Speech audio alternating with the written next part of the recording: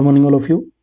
जो आज का हमारा टॉपिक रहेगा, शोल्डर व्यू को करते समय कौन कौन सी हमारी कॉमन मिस्टेक होती है और साथ में हम डिस्कस करने वाले इनके सॉल्यूशन हमारे सामने क्या क्या बेस होंगे, इन दोनों को हम पॉइंट बाय पॉइंट डिस्कस करते हैं।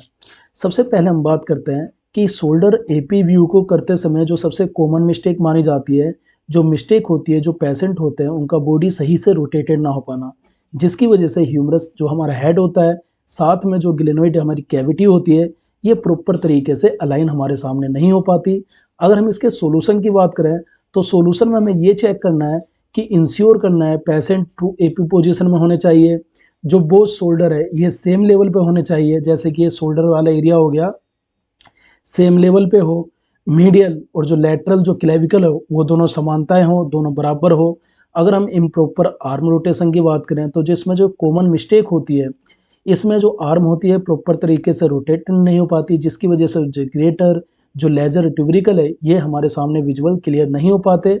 इसके सॉल्यूशन की बात करें, for external rotation palm facing forward, for internal rotation back of hand on thigh, और फॉर न्यूट्रल थंब हमारा इसमें थंब अप इस एरिया में रहेगा। अगर हम तीसरे पॉइंट की बात करें कि हमारे सामने जो व्यू होता है इनकरेक्ट सेंटरिंग पॉइंट, जिसमें कि जो मिस्टेक होती है बीम प्रॉपर तरीके से हमारे सामने कोलिमेटेड नहीं हो पाती, जिसकी वजह से जो एंगर होता है, जो शोल्डर जॉइंट होता है वो हमारे सामने मिस हो जाता है। इसके सॉल्यूशन के लिए बात करें, जो हमारा क्रोसेट जो प्रोसेस होता है उसके इंफीरियर से 2.5 सेंटीमीटर इसका बेस रखना है, और हमेशा हमें जो इसका एक्सपोजर से पहले जो लैंडमार्क है उसे हमेशा चेक करना है, ये हमें श्योर करना चाहिए। अब हम बात करते हैं जो हमारे सामने क्लिप एनाटॉमी होती है वो क्या होती है। तो यहाँ पे मिस्टेक की बात करें तो हमारे सामने जो क्लेविकल का पार्ट और साथ में जो प्रोक्सिमल हमारा ह्यूमरस वाला एरिया होता है ये हमारे सामने कट जाता है। इसके सॉल्यूशन की बात करें तो हमें एक प्रॉपर कैसेट साइज यूज करना चाहिए, जैसे कि 10/12 इंच की कैसेट इंक्लूड करने चाहिए। लेटरल का 1/3 पार्ट एरिया क्लेविकल वाला, प्रोक्सिमल ह्यूमरस, साथ में स्कैपुला का ये जॉइंट हमारे सामने इंक्लूड करना चाहिए किसी भी शोल्डर एपी व्यू को करते समय। अब हम नेक्स्ट बात करते हैं जो स्कैपुला होती है।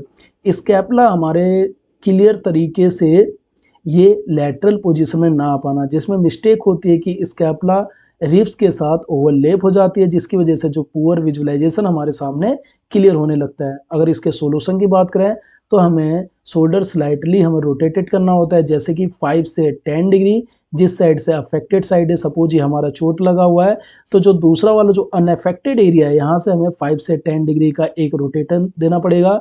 जैसे ही हम रोटेट करेंगे तो हमारे सामने जो बेस होगा वो क्लियर तरीके से शो हो जाएगा, और हमें पेशेंट से ये बताना है, ये बोलना है कि वो जो पेशेंट जो शोल्डर को रिलैक्स पोजीशन में रखे रहेंगे।